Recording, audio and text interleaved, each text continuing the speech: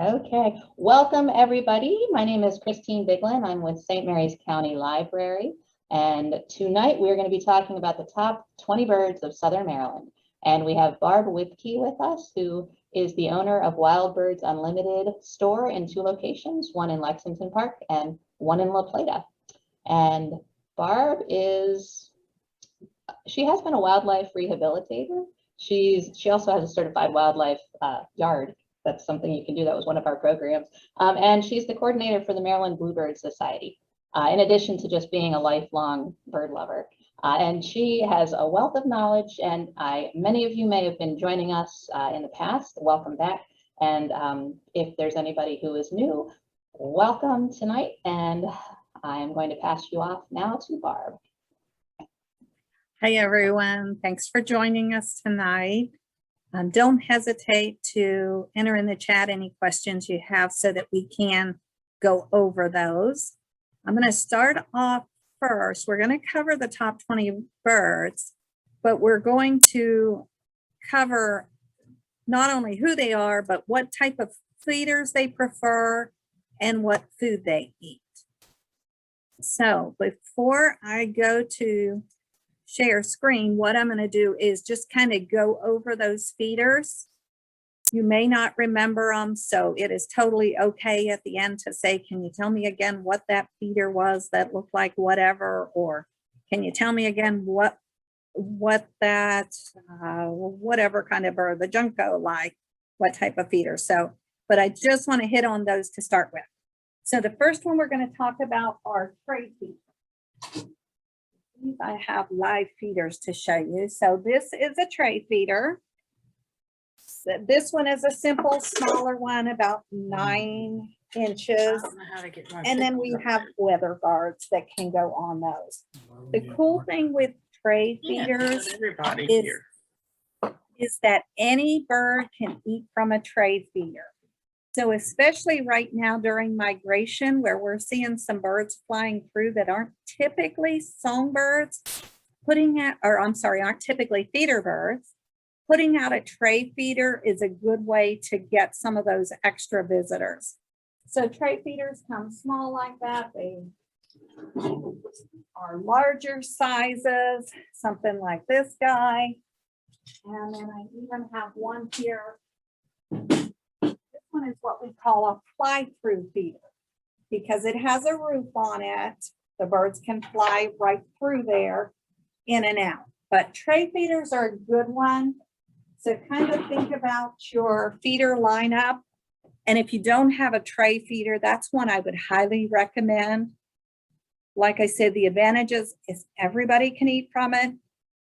Disadvantages is that's not going to be your foundational feeder.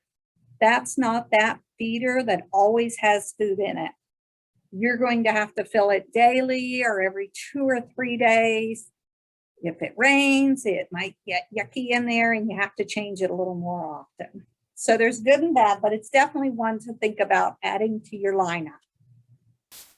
Next style is what we call hopper feeders. So when I talk about a hopper feeder, I'm talking about this may be the one your grandparents had, the style that looked like a house. The food comes down. Again, a big advantage with hopper feeders is everybody can eat from those.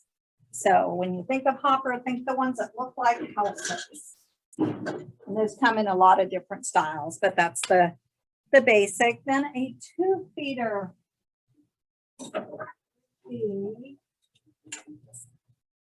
would be something like this. Basically, it's a tube with feed in it. This one, we have a weather guard on it. It's going to help keep the seed drier. Disadvantage to tube feeders is birds like our cardinals. The birds we think of as ground feeders are not able to eat from them. Cardinals, ground feeders have short, thick necks. They can't land on a perch and turn sideways. They need to eat forward facing. On our feeders here, we actually have a tray that can be added to it. So once we add that tray on there, now those cardinals can perch on the tray. So if you've got a feeder like that, a lot of times we'll get customers in and the cardinals never come to my feeder. when they pull up and show us a picture, they'll have this style feeder, but there's no tray or hopper style on the bottom that those cardinals can eat from. So tomorrow you're all going to be taking inventory on your feeders to check that out. Next is going to be peanut feeders. So this one would be for the peanuts that are already shelled, what we call peanut splits here. These are great because as you're going to notice as we're going through our birds, that it's a lot of our clinging style or clinging birds that eat the peanuts. So this allows them to cling to it just like they would a tree and grab their peanuts out of there. This particular one, I have a tray on it as well. Reason for that is cardinals are big peanut lovers. So by adding that tray, that still lets the cardinals eat from that one as well. Another style of peanut feeder would be peanuts in the shell. And you're going to notice some of the birds we talk about today like their peanuts in the shell. Next would be a cylinder feeder. So something like this. Cylinders are a little unique to us. They're pretty cool. They have they're just a round log with a hole in the center of them. So that allows them to drop onto feeders like this. And we have a lot of different styles, cylinder feeders. And last one's going to be suet feeders. You're probably familiar with the little green cages for the blocks of suet. This is a similar style. This paddle down here is a tail prop. That's going to let those woodpeckers, when they eat, they use their tail for balance. So that's going to give them a place to balance on there. And then suet actually comes as well. We have some in those cylinders as well that are just suet. And so you can use feeders like this for them. So that's kind of an overview on this for feeders we're going to talk about tonight. There's no quiz at the end. Feel free to ask questions. So the first number one bird. So first of all, where I get these numbers from is every February there is something called Project Feeder Watch, where we just ask you to become citizen scientists and count the birds in your yard. So from those numbers, scientists do a lot of things with it. I just locally pull them up, look at our numbers, and figure out what our number one birds are. So you're going to notice that you are not going to see the ruby-throated hummingbird in here because they're not here during the time this count is done. So northern cardinals are, most of you are probably familiar with the northern cardinal. A lot of people refer to them as redbirds. So on the left there, we have the male. On the right, we have the female. So right now, as you're looking at those cardinals and you're looking to see, is that a male or a female? I have another trick for you. Look at their beak. So you see how these both have orange beaks? They are adult cardinals. If you see some at your feeders that have dark beaks, those are going to be juveniles, this year's babies. So that's just an extra little thing for you to watch for. So we did talk about tray feeders. They are a good one to come to tray feeders, hopper feeders. They can eat from a tube feeder as long as that tube feeder has a tray at the bottom or a spot for them to perch. Remember, they need to eat forward facing. They can't turn sideways. And then they are also a big lover of bark butter bits. And we'll go at the end, I'll go over some of these foods. So if you want to jot down foods that you haven't heard from, if I don't hit on those, you can make sure to ask me about that. Just a couple little fun facts. Cardinals are the first to your feeder in the morning and last at night. Other than times where food is limited, they would prefer not to be at your feeders when it's really busy. This morning I was getting ready for work and there was a cardinal out there chipping so loud. They kind of make just a chipping sound.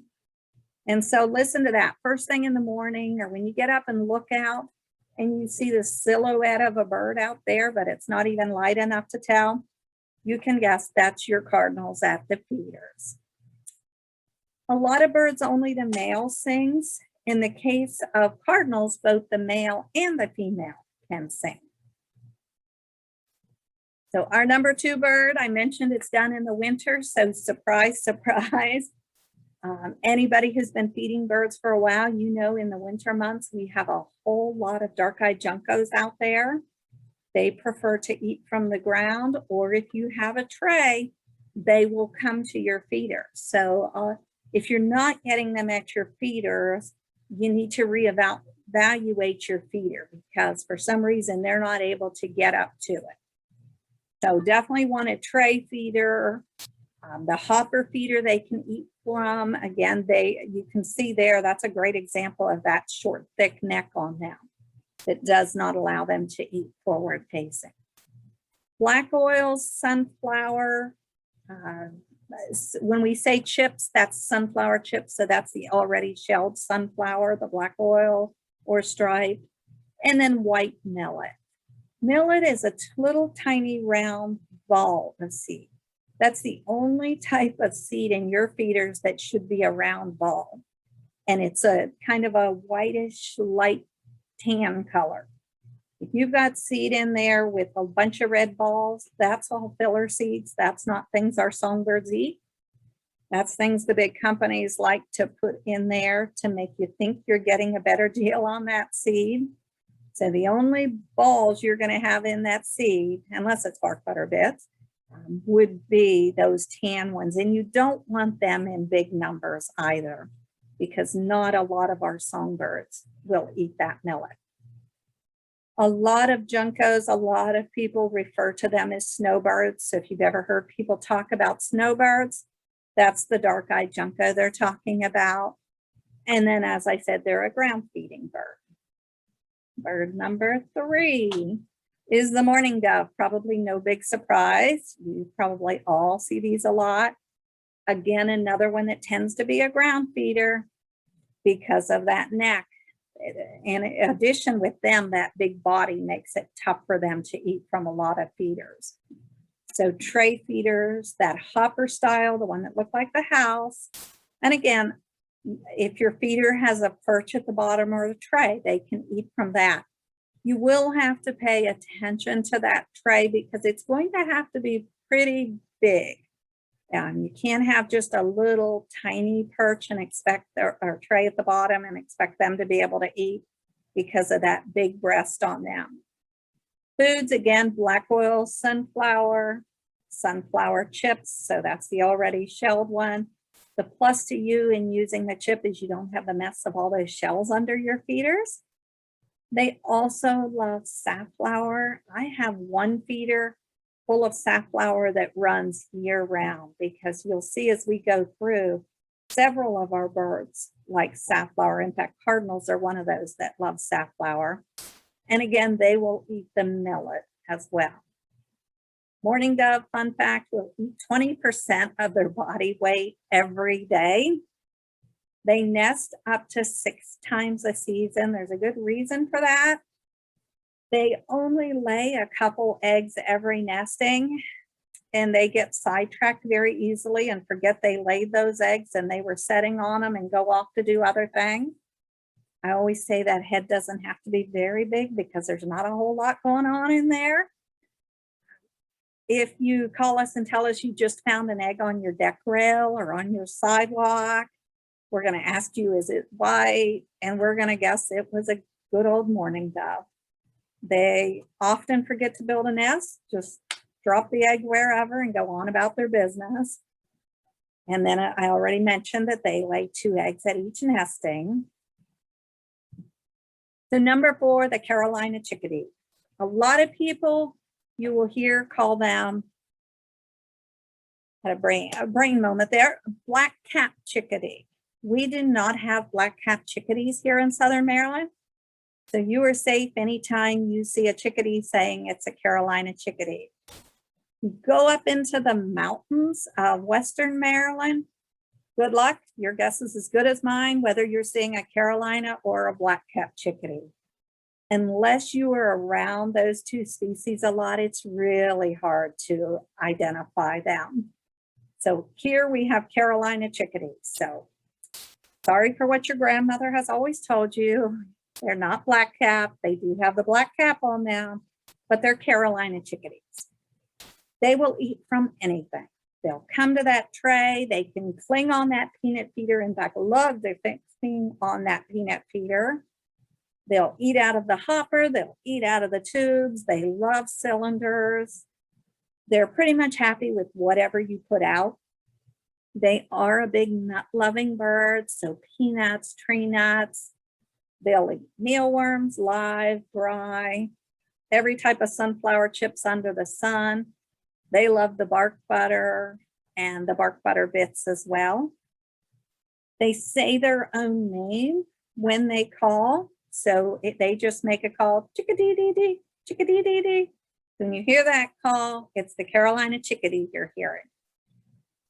They're also hoarders. They eat a lot, but they store a lot away too. So right now you're going to notice, especially with your chickadees and your titmice, that they're coming to the feeders, taking off just back and forth all day long. They are storing food up for winter is what they're doing right now. They tend to make sure they store plenty up. They are not going to have a problem finding food this winter. So they will store it anywhere they can find it. If you watch them long enough in a day, the chickadee and the tufted titmouse, you may be able to figure out where they're hoarding it. They will use like little barks of the tree. They'll put it in there. I watched one day in a split rail fence, popping it in there. And he was so busy storing it in there. And the whole time there was a downy coming and taking it out and storing it somewhere else. All day long, I just watched those two and never caught on that it was disappearing, because he's got such a hoarder mentality. He doesn't see what's going on. He's just on a mission. So fun little birds though.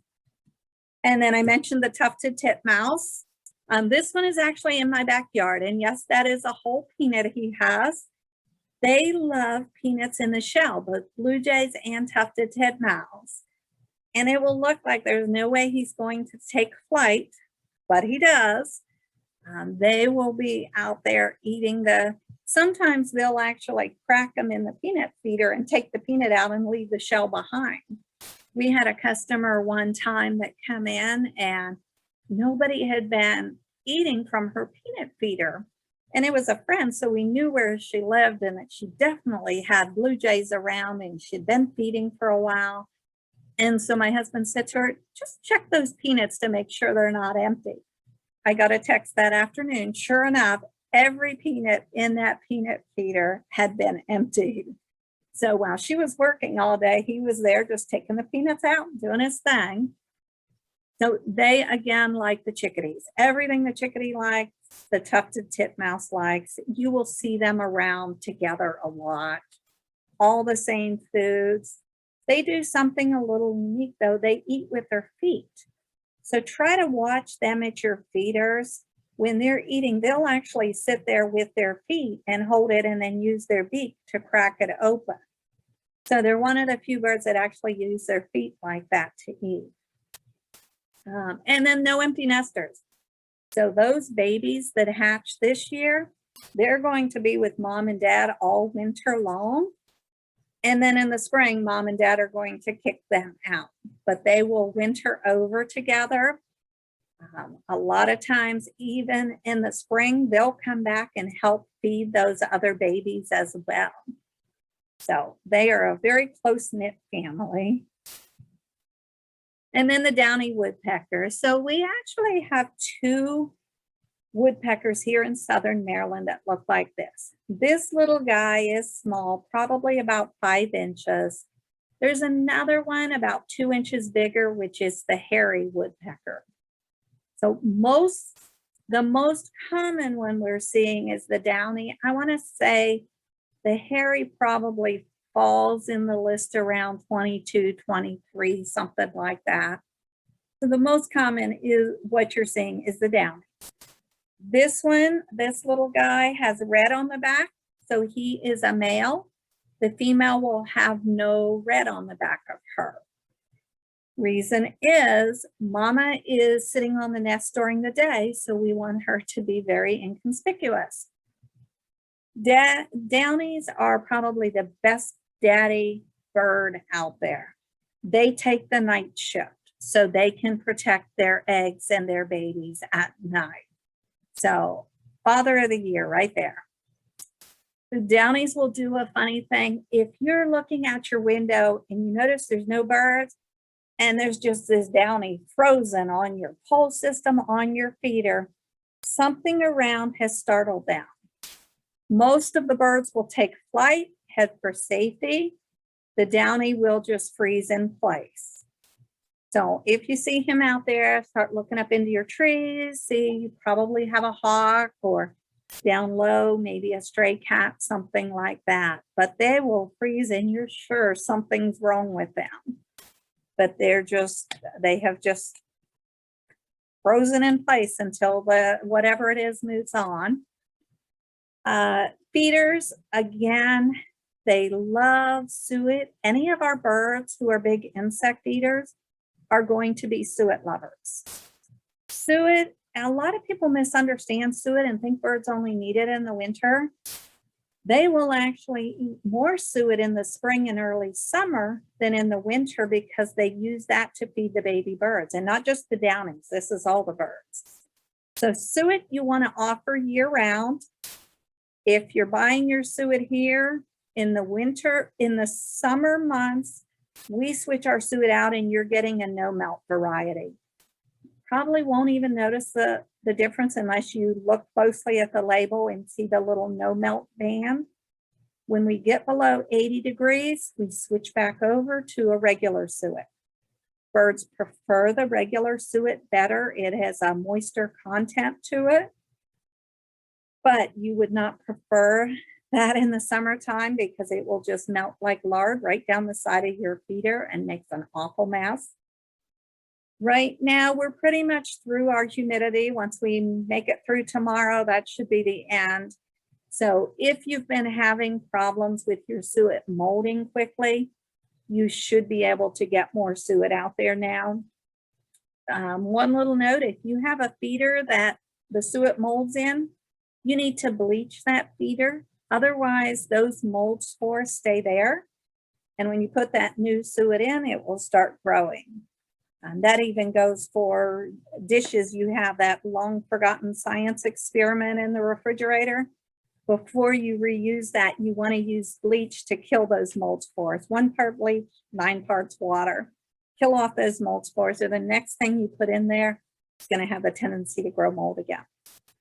So suet, peanut feeders, hopper feeders, cylinder feeders, they're a clinging bird like our chickadee and titmice, so they can cling to just about anything and eat, but they do love the bark butter, the peanuts, any of the seeds that have peanut in them is a big plus with them. We have one called Tree Nutty Plus. I call it my woodpecker blend. If you walk into the store, you can just tell somebody you want the woodpecker seed and they'll know what you're talking about. But that's a great one to use. Number 7 is the housefinch. You are probably seeing a bazillion of these at your feeders right now. Plain Jane little brown birds, the ones with the red on them there, those are the male. The female has no red. Right now, that's probably one of our most common birds at the feeders. Side note, you may have noticed that your feeders aren't quite as busy right now. The birds have not abandoned you. There's a lot of things in nature that is ready right now for them to eat. Birds know that nature is best. They're going to head out there, deplete the natural resources, and then come back to your feeders. Finch, on the other hand, housefinch that is, always know where the food is. They will never forget. So once you've had that food out there, they're expecting you to keep some in it at all times. So even if your feeders are slow, you better have something out there for them. They absolutely love sunflower chips and safflower. They're another one that loves safflower. So you're going to hear that a lot tonight. Safflower. My first year I ever used safflower, I was having problems with grackles and blackbirds. Safflower is a harder seed. So I put it out to kind of move those guys away from the feeder. Realized how much the housefinches, chickadees, titmice, cardinals love safflower. My feeders will never be without safflower. There's always one feeder that is straight safflower for them. And right now that's the feeder that's going empty the quickest. One, because of the housefinches. Two, because the chickadees and titmice are using it to store away for winter. They prefer to store seed that has a shell on it to protect it. Housefinch will also eat finch blend or Niger. They'll eat the black oil, sunflower chips. If you call the store and tell us there's a bird nesting in the wreath on my door, we're going to say, that's a housefinch. They are the most common ones. So this winter, when you put that winter wreath up, if you don't want visitors moving in the spring, you better make sure you get it down in February, or you will most likely have house finches. And so you'll either need to use another door or be very cautious opening and closing that door for a few weeks. Number 8 is the blue jay. Blue jay's 2 favorite food is acorn and peanuts. A lot of our this bird is probably the most misunderstood. We get customers all the time. I don't like blue jays, they're bully birds. Here's the reason. Birds have a more vivid sense of color. So we see that blue jay as a very pretty blue. They see it as an even brighter blue. Blue jays imitate hawk calls. So all of a sudden there's this big bright colored object that sounds like a hawk flying into our feeders. The other birds clear out. But if you stand there and watch when the blue jays are at your feeders, once the other birds can see, oh, it's just a blue jay, they don't hesitate to fly in there. Blue jays are extremely intelligent birds. You can form a great bond with them. Years ago, I had rehabbed a couple blue jays. Up to that point, we didn't have blue jays around. When I released them, they were totally wild, so never expected to see them again. Every year when it would storm, a blue jay would appear back up. So we could only assume that it was one of them we had released.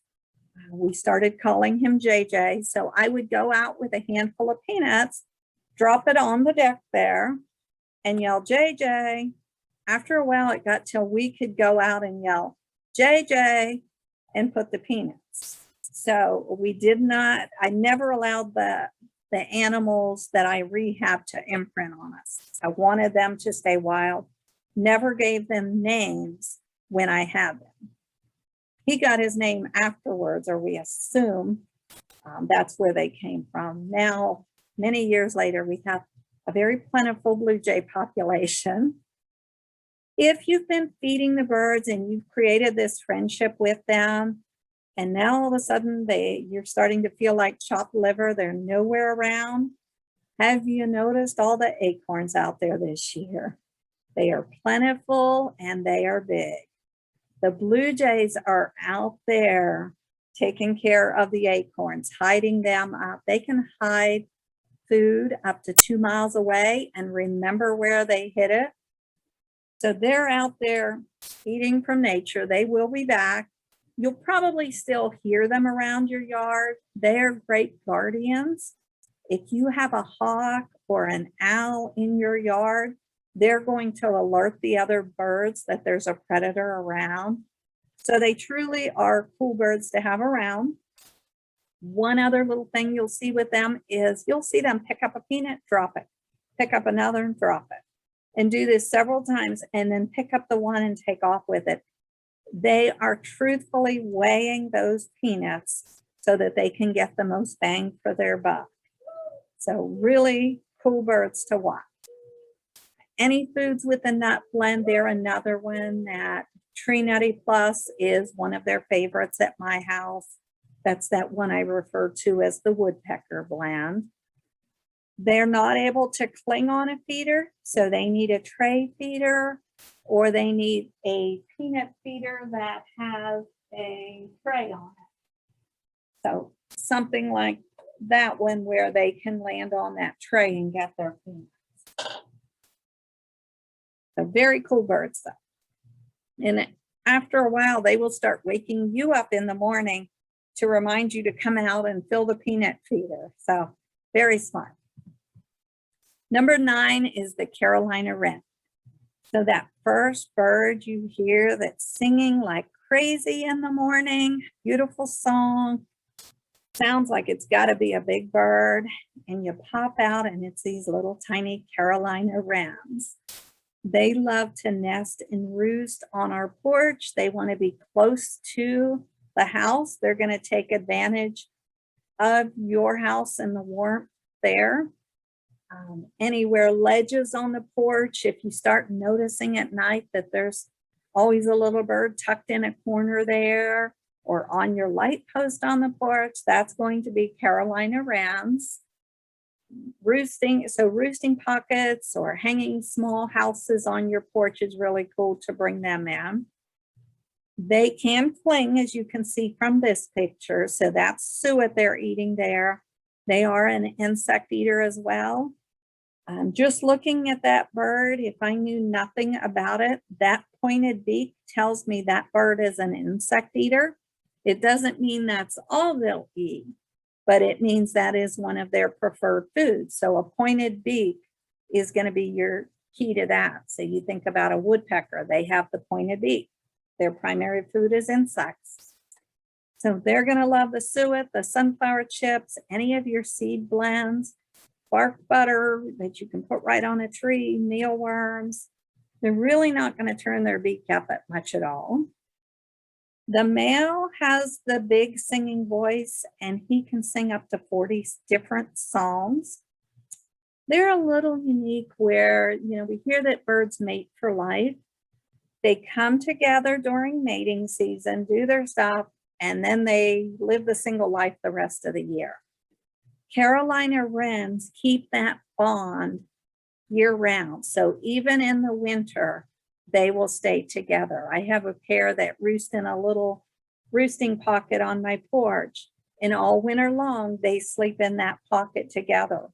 When she's nesting, I hang a geranium up early in the spring.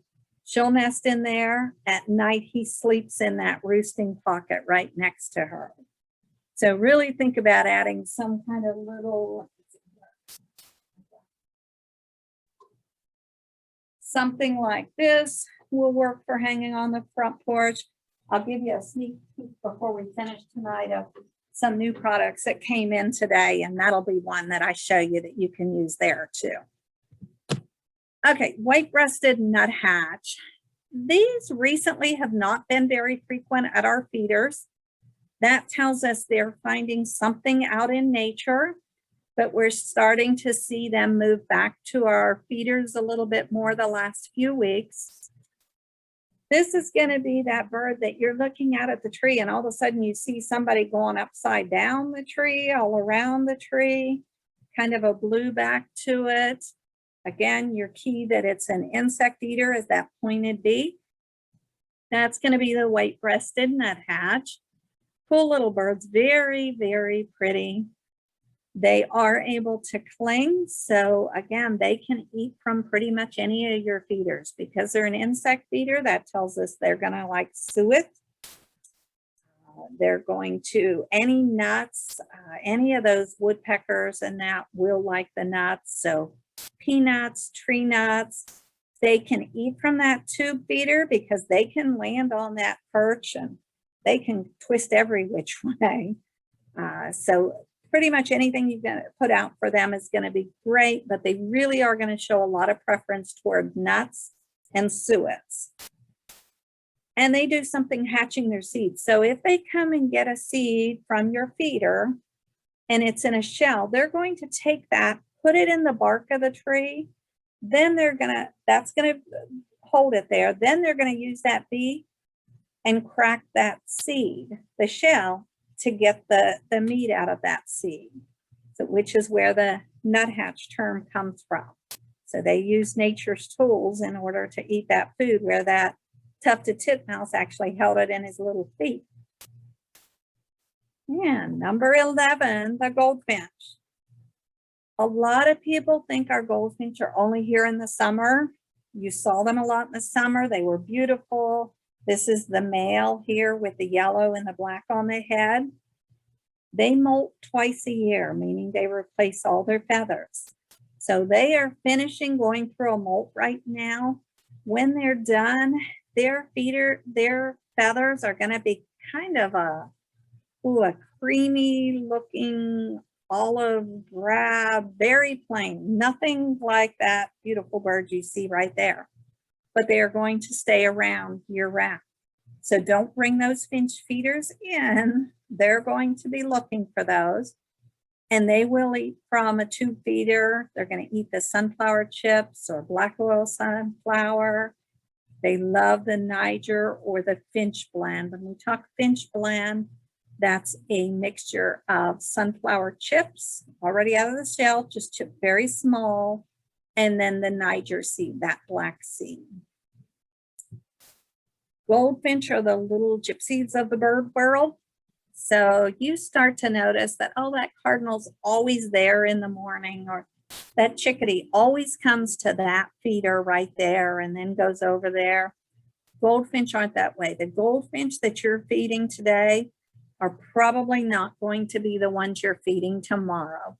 Right now it is, because they've just finished nesting, but most of the year your goldfinch are changing. They just come to your feeders, eat a while, and then move on their way.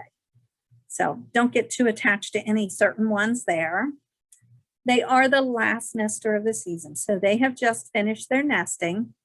The reason they wait to nest is they are a strictly vegetarian bird. So a lot of our birds are vegetarians. Blue jays are considered mostly vegetarians, but when they're feeding their young, they will feed them insects. Goldfinch will not. They stay strictly vegetarian year round. So they wait until late summer until they know that the seeds are going to be plentiful and they won't have a problem finding enough seed to feed their young. So some of those you're going to see right now are still going to be this year's young. The others, you're going to notice them starting to look pretty mangy as they change out of that pretty summer coat. Basically what they're doing is going to blend in a little more with nature, as they would stand out against that white snow and make it easy for a predator to find them. Who number 12 is the red-bellied woodpecker. So we are fortunate here in Southern Maryland to have so many woodpeckers and in large numbers. A lot of people confuse this one with the red-headed woodpecker. Why not? It has a red head, right? But if you look at the shot I got down here on the bottom, see that little bit of rusty red on his tummy?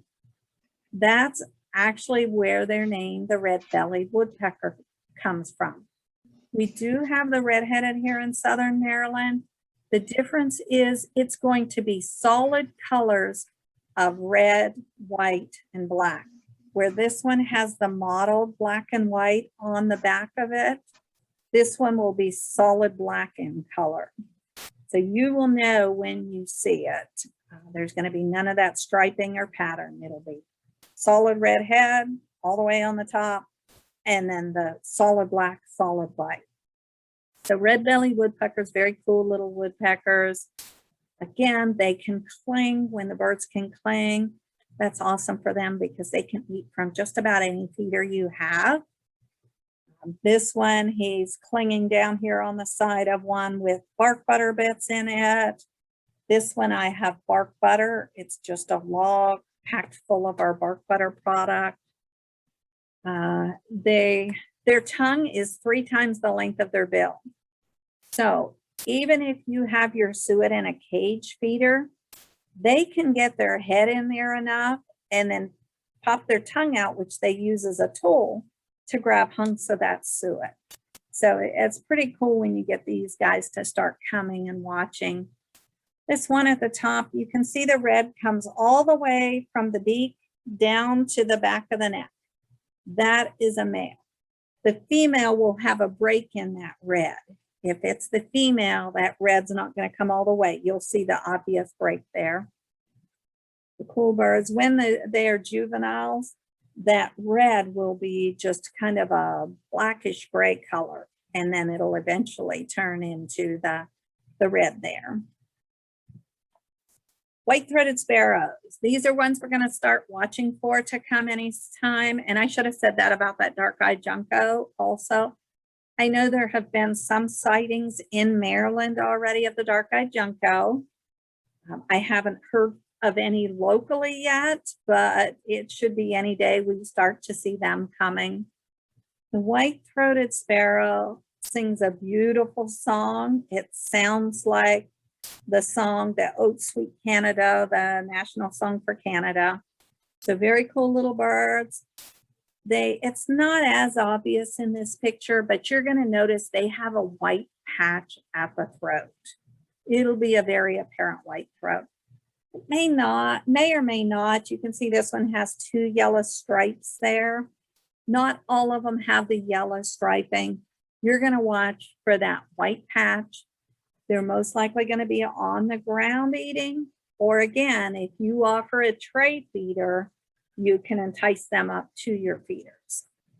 2 of their favorites is the no mess blend seed. So when we say no mess, that's food that already has the shells taken off of it. And then the bark butter bits, because again, they love that suet. And yeah, they're only here in the winter.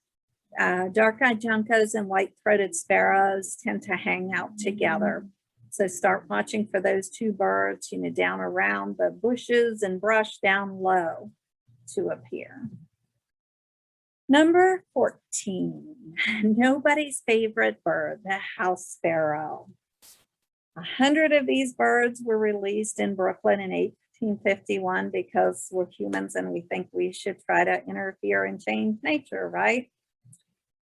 So they're a huge problem for bluebirds. They will kill both adult and young bluebirds. They will destroy their eggs. These are what we think of as parking lot birds. If you go into Walmart, Lowe's, you see the birds flying around in there. That's going to be your house sparrows. If you shop our LaPlata store, this is mostly the bird we get at our feeders right now. With time, that will change.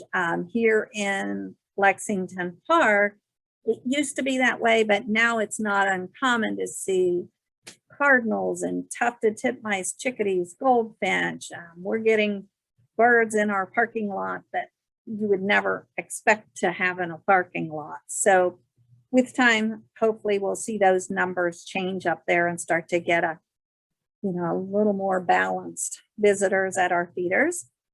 They will eat about anything. If you have them in your yard and you would like to discourage them, you want to make sure to not feed anything with millet in it. That's that little round ball we talked about. You definitely don't want to feed that seed we talked about that is full of the filler seeds, those little red balls. They are the one bird that loves that seed. So if you're picking up that cheap seed at the grocery store, big box store, because, oh, what a deal, it's only $4.99, you are encouraging more and more of those to come into your yard. So try to stay away from the millet. That's Milo and grains, and that is what those little balls are that you see, those red ones we discussed. So stay away from those. If you come in and you're trying to get those out of your yard, just let us know that you don't want anything with millet, and we can help direct you toward the right seeds to discourage those. Number 15, the American robin. They love the berries. They tend to wait to eat the berries until we get a first good freeze to ripen the berries. Right now, you'll probably see them around in your yards a lot after we've had our heavy rain. They can eat up to 14 feet of earthworms a day, not 14 inches, but 14 feet. So, if you've got a yard that ends up with a lot of earthworms, probably after every rain, you're going to see these around a lot. Cool birds to have. They aren't typically feeder birds. However, if you want to entice them to the feeders using mealworms, live or dry, our no mess seed that has a lot of cranberries and cherries in it, but a big one is bark butter and bark butter bits. They will definitely come for those. We have several customers that will use the hot pepper bark butter, spread that right onto the base of the tree, and they will come in for that regularly. They're not able to cling, so they're going to need a tray feeder or a hopper style feeder to get them eating at your feeders. And 16, that's Starling. Another one a lot of people do not like. And again, humans did this one too. In 1890, they were released. Somebody thought it was a good idea that we have all the from Shakespeare released into the United States. Very intelligent birds. They can take over your feeders in no time flat. So if you're having a lot of them at your feeders and you need help, let us know. We have things like cages. Safflower is a good seed. It's a very thick shell on it, and they're not able to crack that shell. So that's a good one to feed. And then otherwise, we would just do a lot of caging things. They do like peanuts. They like bark butter, suet, things like that. So that can go either way. Starlings are one you either love or you hate. But if you come in, just talk to us. Let us know your thoughts on it, and we'll help you whichever way you want to go. If you want to feed them or don't want to feed them. And then number 17, the song sparrow. Again, they're going to be just a tray or hopper feeder. They're not able to cling.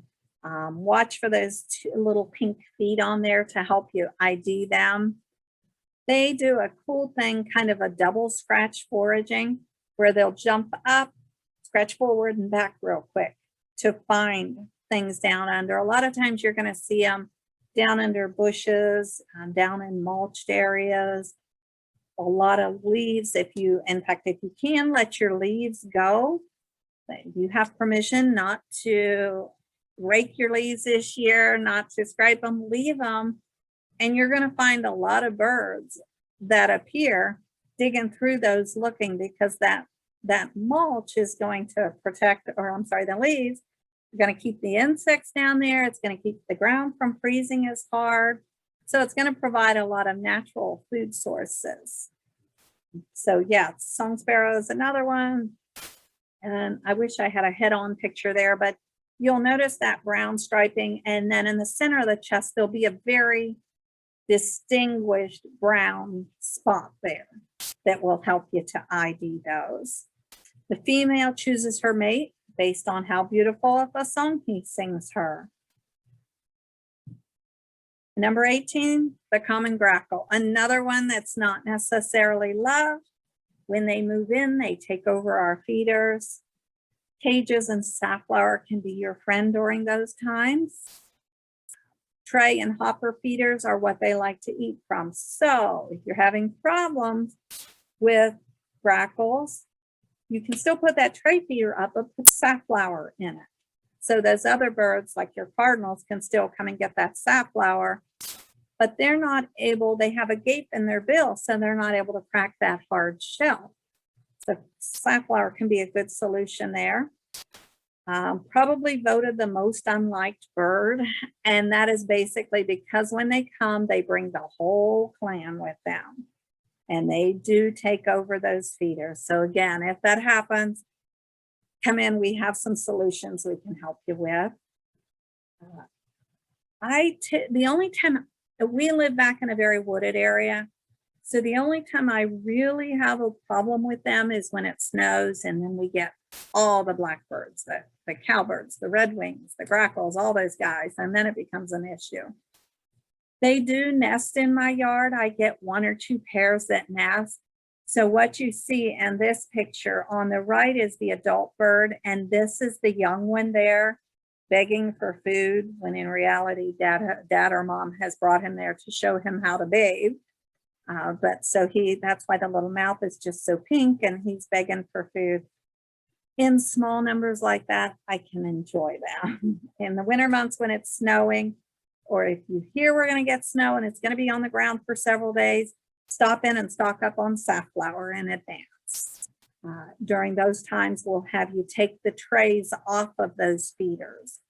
So because they're not able to cling. So little things like that we can help you with. 19, Red-winged Blackbird. So the right is the male, the left is the female, believe it or not. The first time I ever saw one of those, I had to say, what kind of bird is that? And ask for help. But that is a red-winged blackbird. The easiest way to ID them, well, obviously, if there's a male around, that'll give you a clue. But the throat is almost orange, that little spot underneath there. But as you can see, they look nothing alike. They're going to be much larger than your finches. So as you're looking at them, you're trying to narrow them down.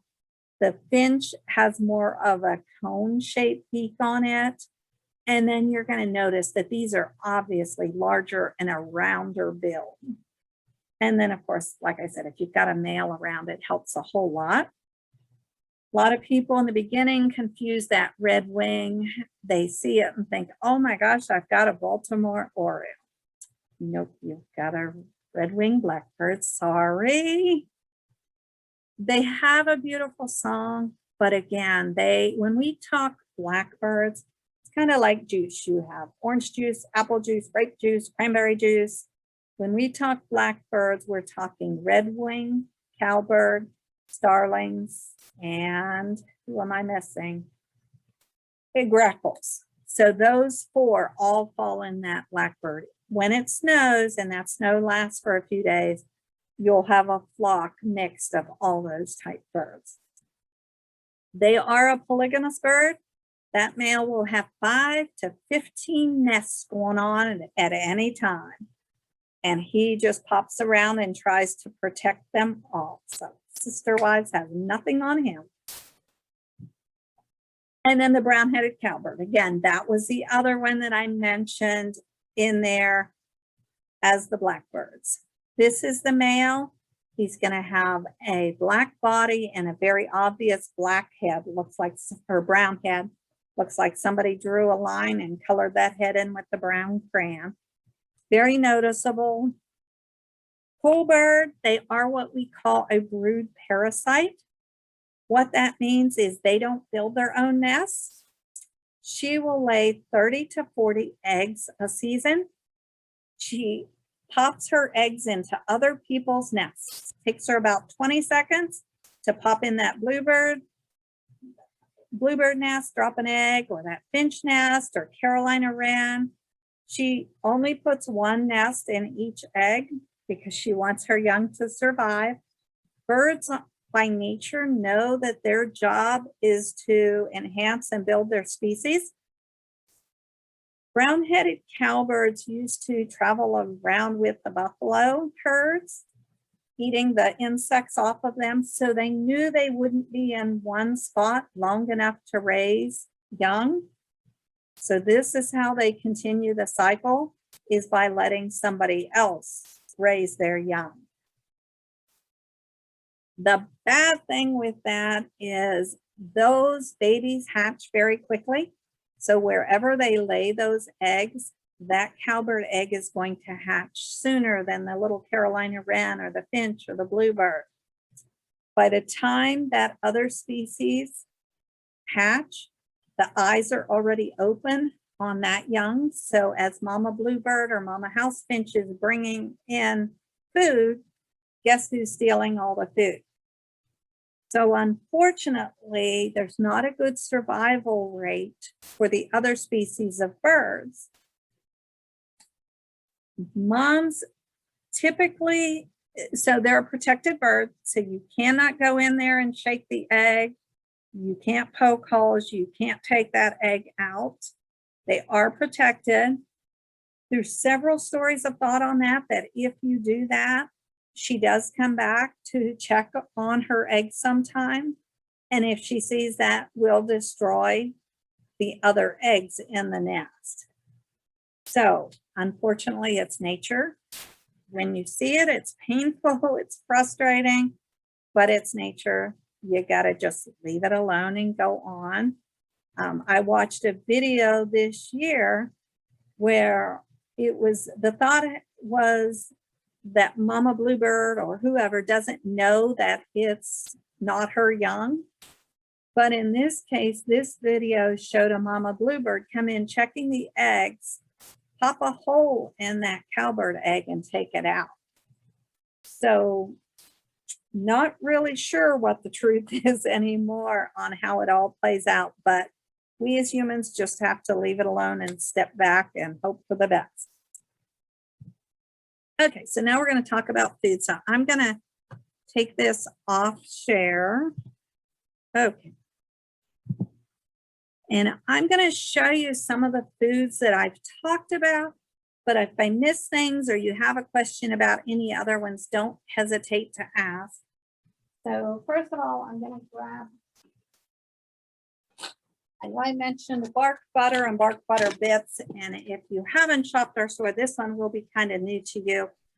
So bark butter is kind of like a peanut butter consistency, and you can spread it right on a tree.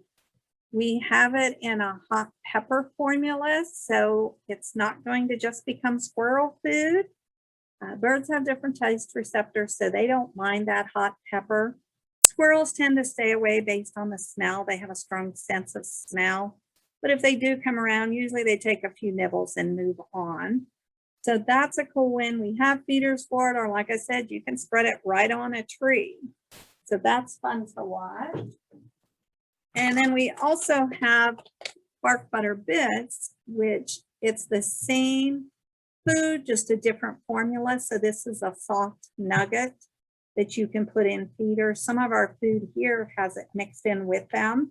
But if you have food from somewhere else, you can add this to it, mix it in there. And we have that in hot pepper as well.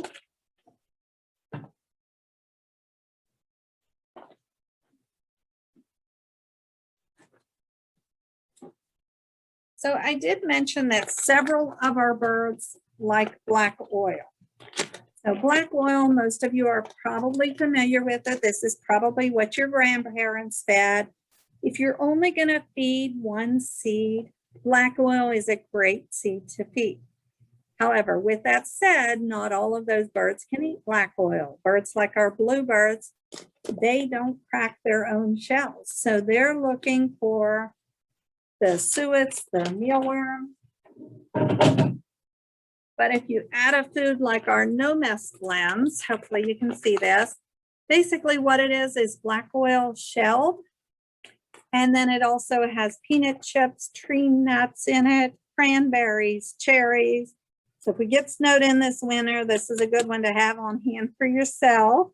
Or if we continue with all the supply chain issues out there, you might want to pick up an extra bag for your pantry. But that's a great one to use. Black oil is not a bad seed, but by adding more foods to it, you're going to see a bigger variety of foods.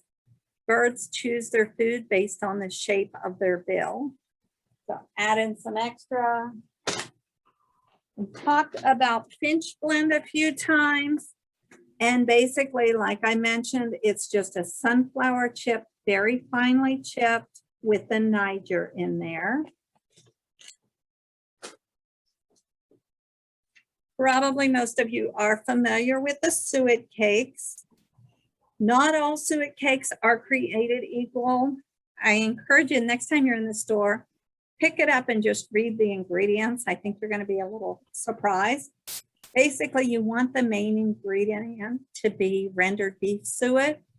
Then when you look at the additives, you don't want artificial flavoring because guess what?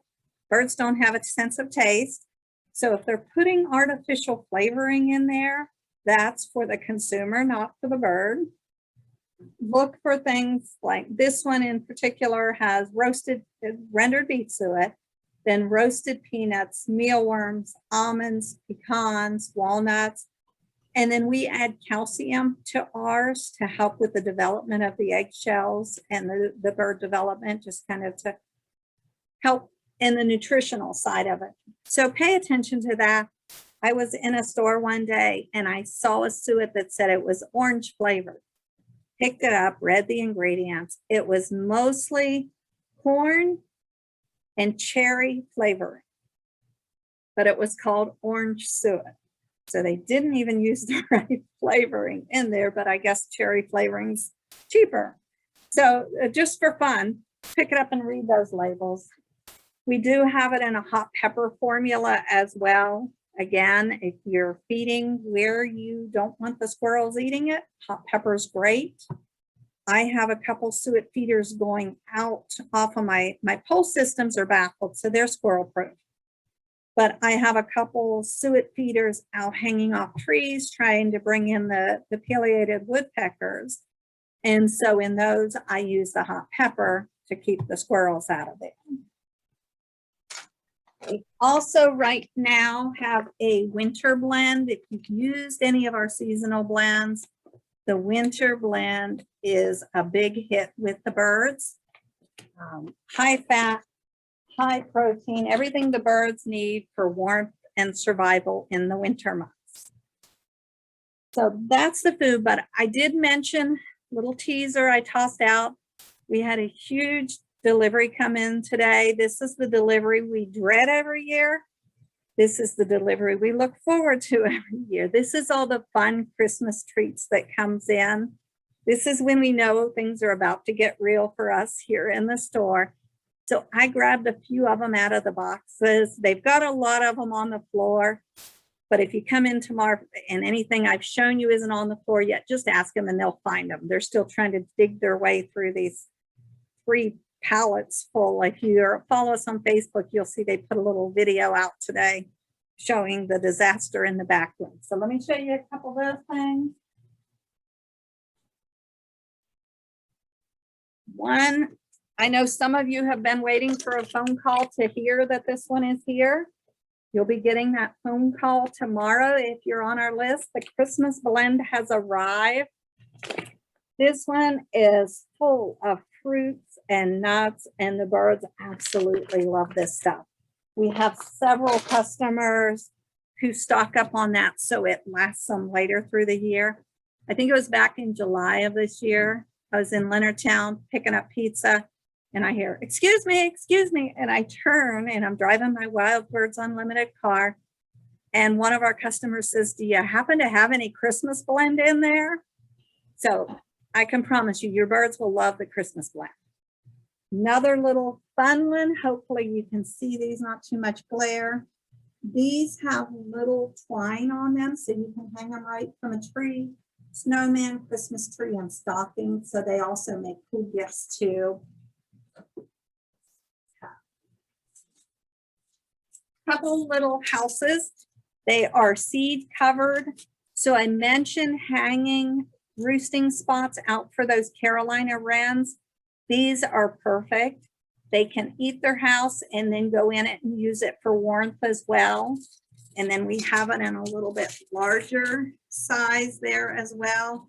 The larger size is actually made of wood underneath. And I know of at least a couple customers who had chickadees and bluebirds nest in those in the springtime.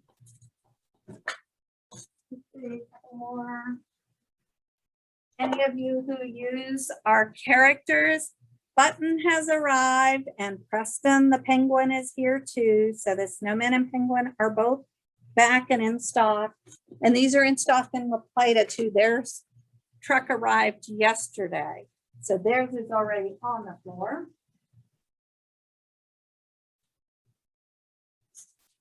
Just 2 more. Good old pine cones. Remember as a kid covering those with peanut butter. We have it already done for you. Has a twine so you can just hang those up. I mentioned the more bird food you use, the more variety of birds you're going to see. So just hanging these little ones around are pretty cool. And then these, last year was our first year for these, and they were a big hit. We sold out way early, so we tripled our order this year. Christmas cookies, again, they hang up. So hopefully you can see Rudolph there, Frosty the Snowman, and then Santa Claus. So just a few teasers.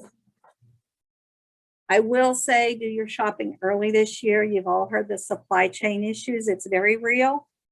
We are a little fortunate that a lot of our vendors we try to bring in as much made in the USA product as we can. That's only going to last so long because they have a lot of their product they use to make them is steel and things that's imported. So we've got over one of the humps, but we know at some point we're going to see things like our poll systems and that are being limited and how many we can buy, and we can only order once a week. So shop early this year. I'll tell you from a retailer, and it's very real. It's a struggle. So with that, let's just go to any questions. Okay. Okay, the first one was from the very beginning. How do you keep squirrels out of the open bird feeders? So pole systems, we would use a pole system and put a baffle. The key with the baffle is it needs to be about 4 to 5 feet high. Squirrels can jump from the ground straight up 5 feet. So that baffle, the top of it needs to be up 5 feet. They can jump horizontally up to 10 feet. So we put that pole system where we have 10-foot clearance around it. And then we add a baffle to it, something like this that we put at 5 feet. So we've cut down their jump angle both horizontally and vertically. And then they climb up the pole and they're not able to get around this. And if you have raccoons, I recommend we have a raccoon baffle. Just go straight with the raccoon. Voice of experience. I did all squirrels. Pretty soon the raccoons came, so then I had to change all my baffles and switch to raccoon baffles. The next question, what are the best feeders to hang on a shepherd's pole? And that would depend. You want to make sure a lot of the problems with those shepherd's hooks that you buy, they're too low to squirrel proof them. So if that feeder is going to hang below the 5 foot, we can't squirrel proof that. So a couple things we can do. We have a hot pepper seed. Those cylinders, I buried them now, but the seed cylinders, we have those in hot pepper as well. So if we do have a squirrel proof feeder that's truly squirrel proof. Oh. So yeah, measure that. The easiest way is measure that shepherd's hook that you have to see where the bottom of your feeder is going to have, or even where the hook is, you know, see what the height is, and then come in and we can work with that. Okay. You mentioned the feeder watch, which is where you get like a lot of your information from. Is that something that people can sign up for? Absolutely. Yeah. So if you're on our Facebook page, we'll be blowing the feed up with that when it comes time. If you're not on our Facebook page, you can just call and ask to be added to our email list, and you'll get email. We'll send emails. When you get those emails, we send those directly from the store. In fact, if you hit reply to that email, it's coming right back to me. So you can always just, you know, get on the email list. Or if you're in our customer system, you're probably already getting the emails. And if so, you're going to receive those when it comes time. Okay. And is the feeder watch a national thing? It is, yeah. Is it on the internet? Okay. All right. I'll see if I can find the link. Yeah, Project Feeder Watch is what you're going to look for. You'll find it everywhere. Okay. Okay. Is white millet sold separately or just in mixed variety seed? We have it both ways. We do sell it separately. What some of our customers will do is in the winter months, when the Junkos and that are here, they'll mix some of it extra with their seed. And then we have blends that have it already in it too. Okay. You talked about the blue jays and the tufted titmice who eat the peanuts like out of the shell. Right. So the question was, do they pull out the whole peanut or do they break it into pieces? They take out the whole peanut. The tufted titmouse is going to hold it with his feet and eat it. The blue jay can actually eat the whole thing down. In fact, if you watch your blue jays, I have seen them take up to 4 at a time. They'll put 3 down long ways and then 1 across and take off with it. So that's something right now as they're starting to cache away to be watching for that to happen. And you want to make sure those peanuts are unsalted, but we want them roasted. There is an ingredient in there that we don't want to be feeding them raw. So it's roasted, unsalted peanuts. Oh, okay. That's good to know. Okay, there was a comment that robins like the nesting blend too. Kathleen got robins coming to her tray feeder using that. So Awesome. And the upside down feeders discourage starlings was the other note there too. Starlings can hang upside down to eat. So that will discourage grackles, but not starlings. They sure can hang upside down. Okay. Well, I guess you can make little inroads where you can, huh? Right. Okay. And then we had a few people who said they enjoyed it very much, and thank you for sharing all your knowledge. And the last question was, will you be able to access the recording? Yes. As soon as that's made public on the library's YouTube channel, I'll be sending up a follow-up email to everybody who registered, and it will include a link to that recording. And I'll look up the Project Feeder Watch. Oh, and last time we talked about the Finch report. And Barb, you said that has come out, right? Yes, so the Finch report has come out. Unfortunately, it's not an eruption year. What the Finch report looks at the crop situation in the Northeast up in Canada, and that determines whether the birds are going to have to come further south to find food. For the birds, yay. For us, boo. It's not going to be an eruption year. Food has been plentiful in the Northeast this year. Last year was a big eruption year, one of the largest in many, many years. There is a chance that we're going to see some echo from the red-breasted nuthatch, which I think any of you who fed last year, if you could pick one bird you'd like to come back from that eruption, it would be the red-breasted nuthatch. The other one that we may have, here's a picture. If you got one of our calendars, the red-breasted nuthatch is on the top. If you didn't get one of our calendars and you're a club member, stop in and pick up your free calendar. If you're not a club member, join the club and we'll give you your calendar. So red-breasted nuthatches are really cool. Evening grosbeaks are another one that we may see an echo trail from. So what this means, it will be in smaller numbers on these 2 birds, and it'll be where they were seen. I only know of one customer of ours that had the evening grosbeak. So Judy, if you're out there, hopefully your 7 little friends or some of your 7 will come back again. They were at Judy's in Swan Point and stayed for quite a while. We were starting to wonder if they were really going to head back home, but they did.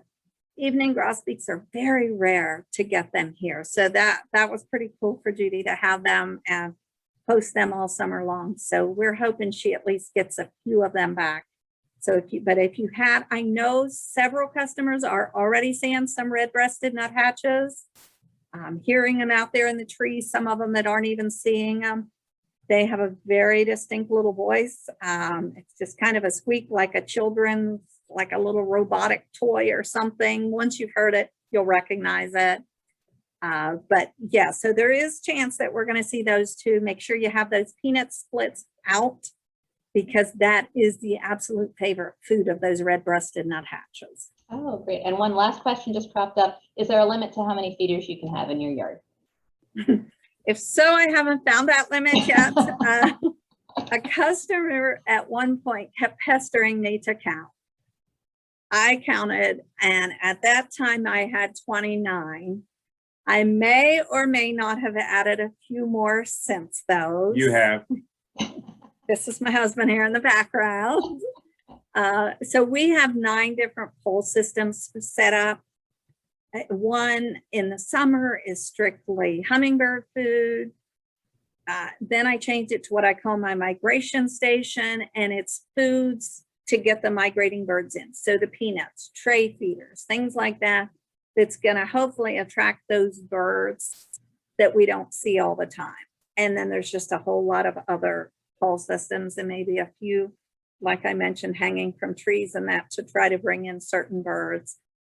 I have feeders that I don't use all year round. That's called being seasonally savvy. You change out your bird feedings, you change out your food lineup to get the biggest bang for your buck and the biggest variety of birds. Okay, well, I think we're going to have to close so that you can go home, and the library is getting ready to close too. So the lights are going to be going off around me any moment now. So I am very happy to have all of you with us. We will be taking a break in December, so there's no bird program, but our next one will be on January 13th, and that will be about winter bird feeding. And I'll include the link to the registration in the email that I send. I think I'll probably get that out to you on Monday. Do we have a November one planned? Oh, you know what? Yes, you're You're right. jumping I'm ahead. sorry. I I'm got you planning talking my Christmas. I'm planning my winter ones already. So yes, we do. I'm sorry. Thank you. I'm sorry. November 3rd will actually be our next one. And that is creating a winter refuge for birds. And then Awesome. January. Okay, thank you so Okay. much. I'm thinking too far ahead. So I'll That's include the okay. link to registration for November in that email that I'll send out on Monday. Okay, Okay. Well, good night to everybody, and I hope to see you next time. Bye-bye, Barb. Thanks, Thank you so everyone. Have a much good night. for sharing